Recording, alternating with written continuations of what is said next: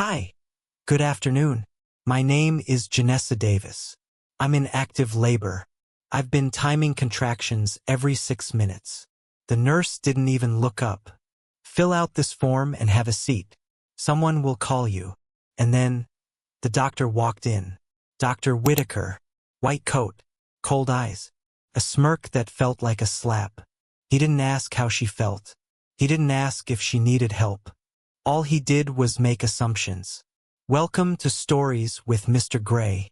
If you love uncovering the truth and standing up for justice, hit subscribe, like and drop the flag of your country in the comments below. It was supposed to be the happiest time of her life. Janessa Davis, 8 months pregnant, glowing, resilient, walked into Memorial Hills Hospital with steady contractions and a quiet strength. She'd done everything right. Prenatal visits, nutrition, rest. This hospital was just 5 minutes from home. It was supposed to be safe. She wasn't prepared for what happened next. The nurse at the triage desk barely looked up. The waiting area was cold, too bright, too silent. Janessa sat alone, her hands folded across her belly, counting her breaths like she was taught. In 2, 3, 4. 2, 3, 4. She could feel the pressure building, slow at first but steady. This wasn't a false alarm. Her body was telling her, it's time. Still, no one came. She looked around. A nurse behind the desk scrolled on her phone, pretending not to notice her shifting in the seat.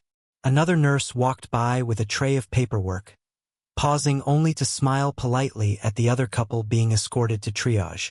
Janessa stood up and stepped toward the desk. Hi, excuse me. My name is Janessa Davis. I'm in active labor. I've been timing contractions every 6 minutes. The nurse didn't even look up. Fill out this form and have a seat. Someone will call you. Janessa blinked. But I already submitted my registration online. I just need. The nurse cut her off. Ma'am, we'll get to you when we can. Please sit. That word, ma'am, so flat, so dismissive, hit harder than a slap. Janessa sat back down slowly, trying not to cry. Another sharp contraction ripped through her.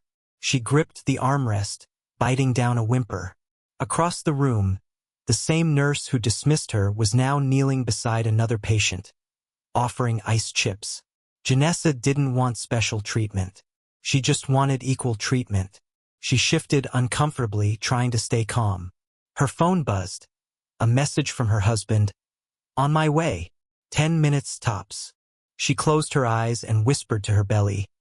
Just hold on a little longer, baby girl. After a few minutes she heard footsteps. Slow, measured. A man's voice cut through the silence like a blade. I'm Dr. Whitaker. What seems to be the issue? She opened her eyes and saw him. Tall, white, expensive watch, not a hint of concern on his face. And from the moment he looked at her, she could tell. This wasn't going to go well. Dr. Whitaker didn't smile. He didn't introduce himself again. He just glanced at the clipboard in his hand and muttered, Ms. Davis, is it? What seems to be the problem? Janessa blinked. The contractions. They're 5 minutes apart. I think I'm in labor. He looked her over. Not her face, not her eyes, but her body. Like a mechanic scanning a machine. First child? He asked. Yes.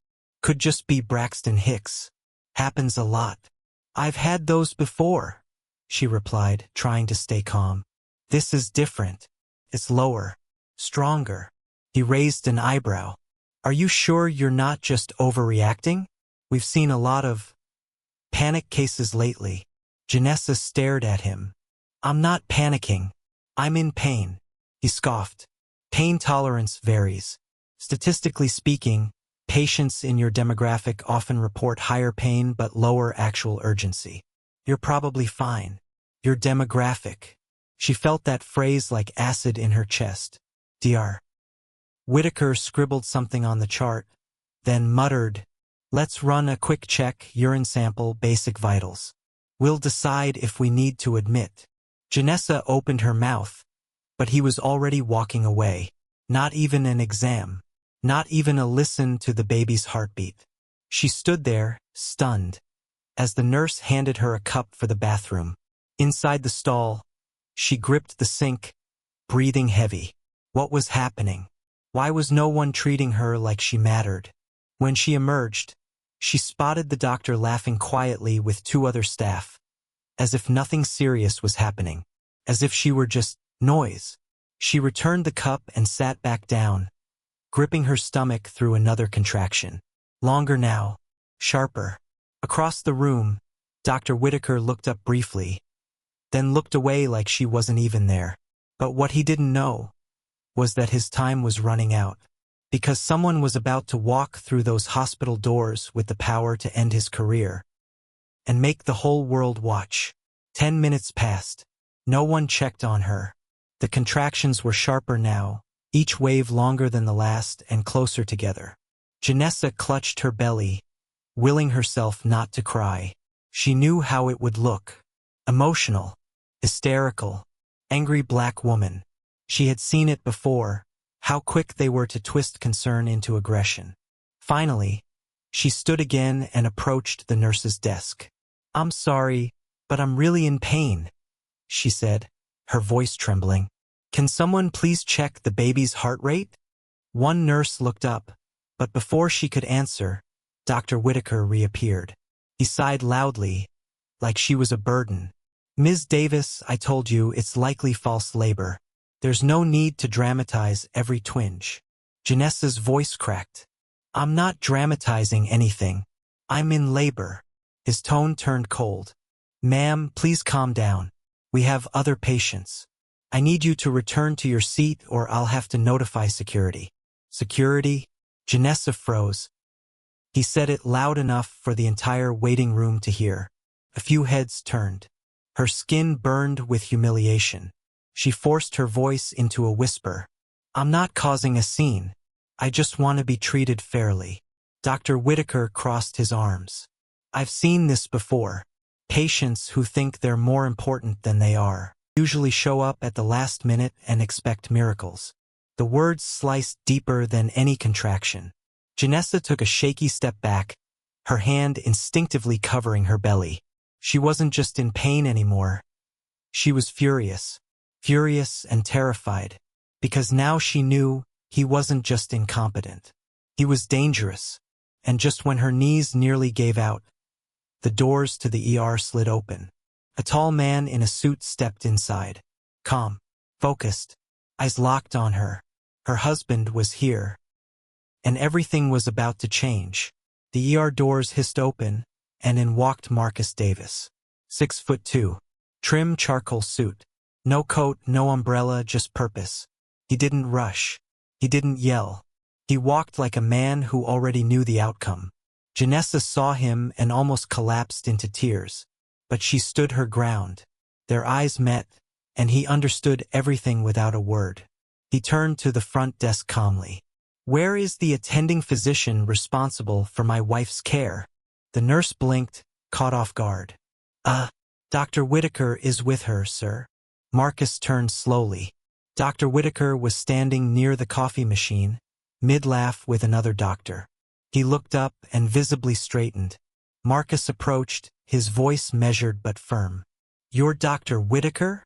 "That's correct," the doctor replied, wariness creeping into his tone. Marcus extended a hand. "Marcus Davis, husband, civil rights attorney." Dr. Whitaker's face twitched. "I'm sure your wife is." Marcus cut him off. "I've been listening to the waiting room audio for the last 20 minutes. He held up his phone. Recording. Clear as glass. Whitaker went pale. "I also have texts from my wife documenting her contractions and treatment, or lack thereof." Marcus stepped closer. "She was refused triage, denied fetal monitoring, humiliated, threatened with security. And you referred to her as you people loud enough to humiliate her in public." Dr. Whitaker tried to speak. "I think there's been a miscommunication." Marcus' tone dropped an octave. "No, doctor. There's been misconduct. People had started to notice. Nurses, visitors, even the other physician. Marcus didn't shout. He didn't threaten. He simply presented the truth and let it hang in the sterile hospital air like a loaded weapon. "I'd like to speak with your hospital administrator," Marcus said, turning to the nurse's station. "Right now." Whitaker tried one last time to regain control. "I don't think this is necessary." Marcus looked at him, flat, cold. "You thought humiliating my wife was necessary. Now we'll see if the consequences feel the same." 2 minutes later, the administrator arrived, an older woman in a navy pantsuit, clearly summoned in a hurry. Marcus greeted her like a seasoned diplomat. "My wife is experiencing active labor. She's been medically neglected and subjected to racial bias by your attending physician. I expect she will be triaged immediately, admitted, and cared for by someone competent and professional. After that, we'll decide how many civil rights violations I'll be citing in my formal complaint." The administrator's eyes widened. She turned sharply to Dr. Whitaker. "You can step away from this case. Effective immediately." Whitaker opened his mouth, but her tone brooked no argument. "And someone bring a wheelchair for Mrs. Davis." Janessa finally sat, tears stinging her eyes, not from pain, but relief. Marcus crouched beside her. "You okay, baby?" She nodded. "I am now," because for the first time since she'd walked into that hospital, someone had stood beside her. And the system that tried to silence her, it had just met its match. Janessa was wheeled away by a young nurse with soft eyes and a gentle touch. No more waiting room, no more raised voices, just quiet care the way it should have been from the start. Marcus stayed behind with the hospital administrator. They sat in a private conference room, door closed, walls too thin for what was about to be said. The administrator folded her hands. "I want to formally apologize on behalf of Memorial Hills. Dr. Whitaker's comments and conduct were completely unacceptable." Marcus didn't blink. "This wasn't just about comments. This is about patterns." He placed his phone flat on the table. "I've reviewed 3 case studies in your hospital from the last 6 months. 3 women, all black, all admitted for pregnancy-related complications, all misdiagnosed or delayed." The administrator flinched.